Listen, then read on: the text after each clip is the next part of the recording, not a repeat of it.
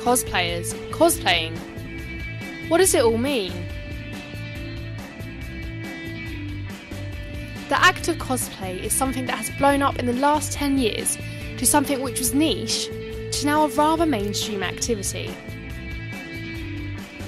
In essence, cosplay is dressing up and pretending to be a fictional character. Whether the character is from a TV show, a film, a cartoon, or from the world of gaming, the possibilities are endless. My dad has been cosplaying for 3 years now as the Batman villain Bane. Not only has he researched, purchased and made his costume to mimic the character, he also has to go through a transformation to get into the character for the big event.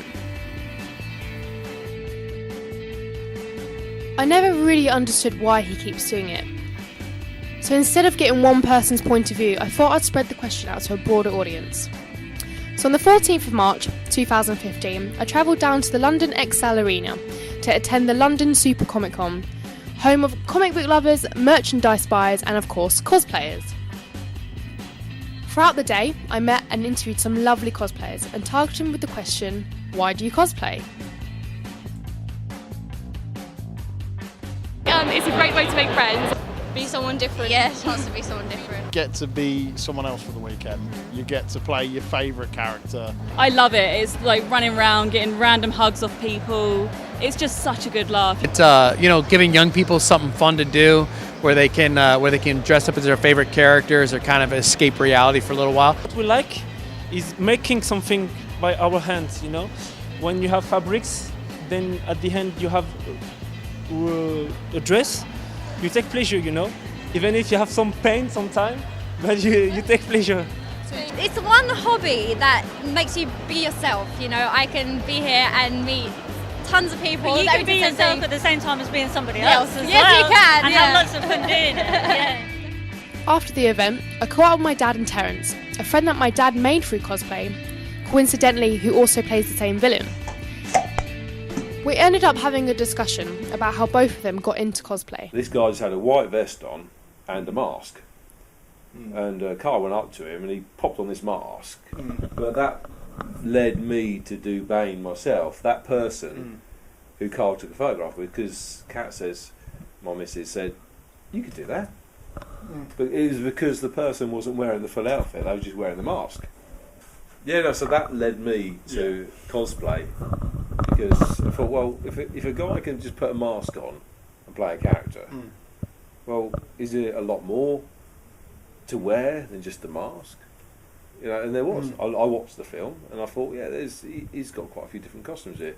Can we do it? I've got the build. Yeah. Shave the hair. Happy days. And I think, we pull it off. Basically, it's one big mass. It's a massive family, but it's so small, isn't it? Yeah. It's a massive family of people cosplaying. It's very social. Yeah. In the sense, and a very accepting group. Well, yeah. In certain circles, it has its own dark side, unfortunately. Yeah. Yeah. Like anything, but the majority is you've got an instant icebreaker because someone knows who you are before they know who you are. If you know what I mean. Yeah. So like, oh my god, that's awesome! You're Bane. They're like, yeah. And then when the mask comes off, then they'll talk to you and they'll find out your real name, who you are, where you're from. But you'll always meet up as characters, and you'll always have that instant bond, gel. Yeah. Straight away, you're all together. You're all doing the same thing. You're all having fun. I mean, just this year we met a fellow called James, dressed up as Batman. There I am, dressed as Bane. Immediate people like, oh, can we get a photo? Can we get a photo? Because Dark Knight Rises is still fresh in people's minds. It's only been like a couple of years since the film was out. Very fresh in people's minds. So as soon as they see Batman and Bane together, instant recognition. Straight away, we're working together doing fight poses. From that weekend, that guy is now a member of our cosplay group. Quite an active member, contributes quite a lot, and I message him all the time about our plans for the next convention. Yeah. And we've got a lot based around Batman and Bane because we know we can do so much with it, and it brings so many more people into the fold that way as well. Like I say, instant icebreaker. Someone is nervous, they see you two really confident.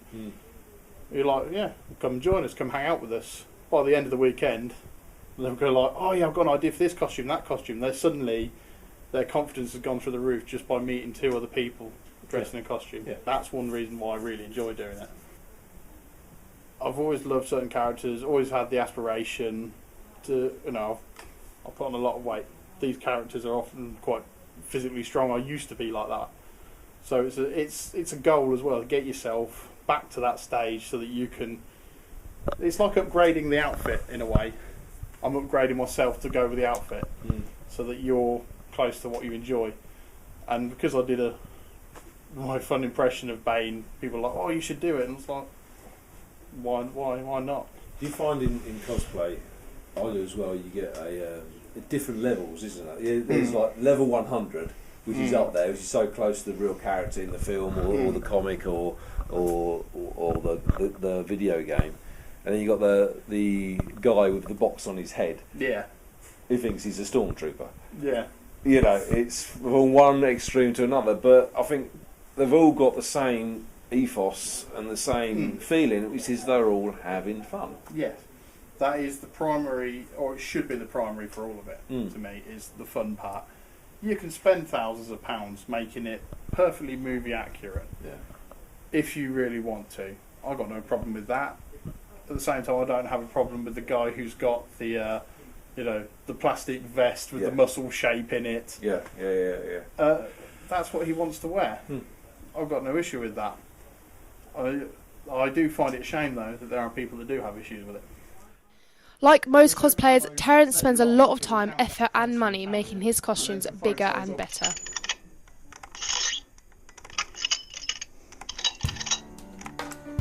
Before researching into the subject, I didn't actually realise how much effort and time it took to make a simple costume. You have the fabrics, the glue, the sewing machine, the measurements and the time and money spent just to make something wearable. The cosplayers I spoke to emphasise this, especially those who really look the part. It took about 4 or 5 months to put together in total, but I work at the same time, so. Honestly, working on it for just about a month. Yeah. And it's the first time I've used, first time I've made armour or sewn anything really. So you say it's honest, I have bits from all over, so my staff I made, and it took me, all in all, probably a couple of months getting all things together.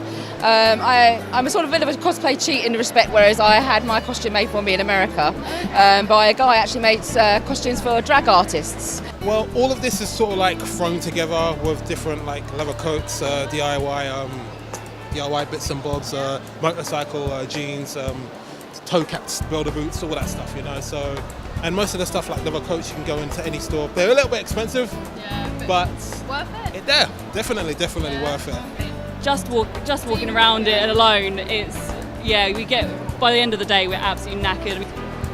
We got up about 4:30, so close it.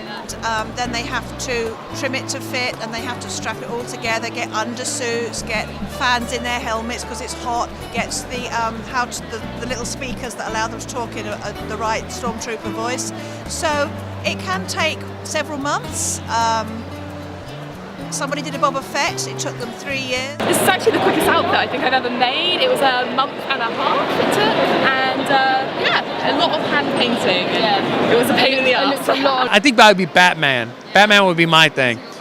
I would want the full, authentic, the whole thing, man. This only took about 2 to 3 days, not long. There's not much of it to make, to be honest. It was very short, I did only in 3 days, and Hurt was about 100 hours. Once before and it fell apart. So, but this is like the second round, half new and half old. It took about 2 weeks, but just the evenings of 2 weeks. So. Without actually realising until the day I arrived at the convention, famous TV and radio presenter Jonathan Ross was around in the day to promote his new comic book, Revenge. In the morning, I approached his management team and asked if I could ask Jonathan some questions on camera. They told me to come back later and have a one-on-one interview with him. With this in mind, I suddenly felt very nervous as I was about to interview the biggest interviewer in the UK. This is what Jonathan Ross thinks about cosplay.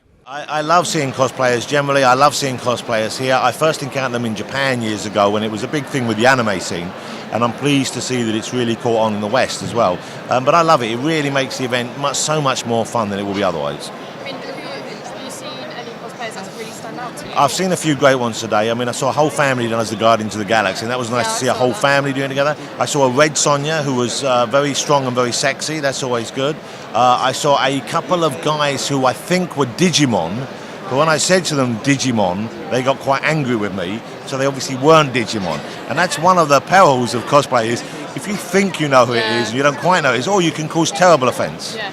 I mean, if you had to cosplay as anybody, who would it be? Okay, well, I have cosplayed in the past, but once or twice as well, perhaps more amusingly, you'll enjoy this. I mean, I've got a Captain Harlock costume, who's from a fairly obscure Japanese cartoon series that I like. It's got a scar on one arm and a big laser sword. I like that one.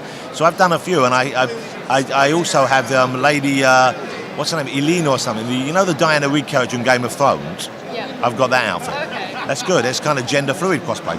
But I was at Comic-Con in America a few years ago, and I was wearing, by my standards, fairly normal clothing. Yeah. It was an Armani blazer, white trousers, some shoes. I had a nice shirt on and a camera around my neck. I had a beard at the time, and someone came up and said, "Can we take a picture of you?" And I said, "Fine." I thought it was someone from England who I was, so I did a picture.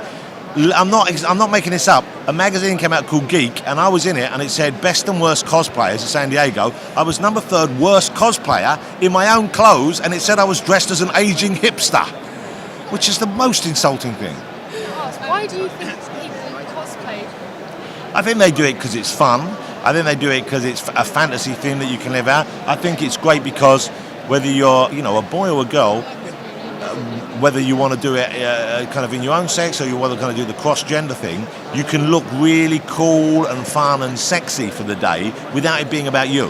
And if you're someone who maybe isn't that confident about the way they look normally or maybe doesn't feel they have a personal style, suddenly you can come here and you're Star-Lord or you're, I mean, you got my dad here who dressed up as Bane. Oh, I thought he was a homeless guy. Oh, no. I didn't know that was your dad dressed as Bane. I thought that was just a guy who was down on his luck. I mean, I was going to give him... No, I just got him off the I was street. going to give him a coin. I was going to give him some... I thought he was going to sell me the big issue. I really did. But now I see it's a good look.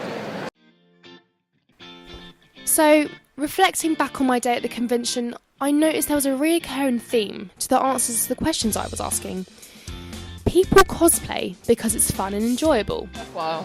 All the effort, apart from, as I say, collecting for charities, we all are one big family, and we all get together, we all share tips, and it's just so much fun, it really is.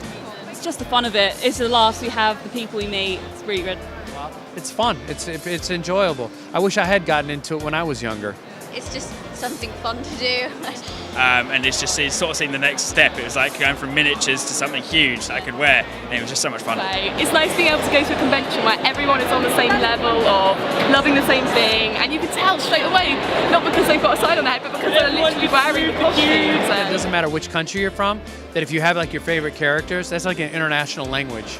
Yeah, definitely. It's a thrill when someone walks up and like, "Oh yeah, you're from that movie. It's really good." And it's like, "Thank you." Yeah, this is definitely one of my favourite. Yeah. And we like to do it together because we can match. We're warriors.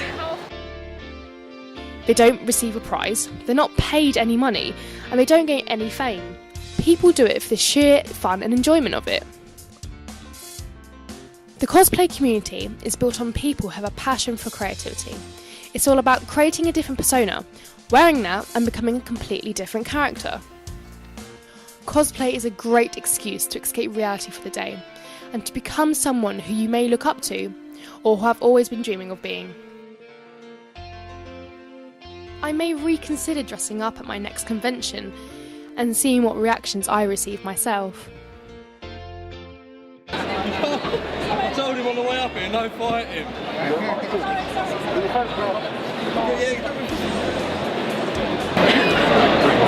No,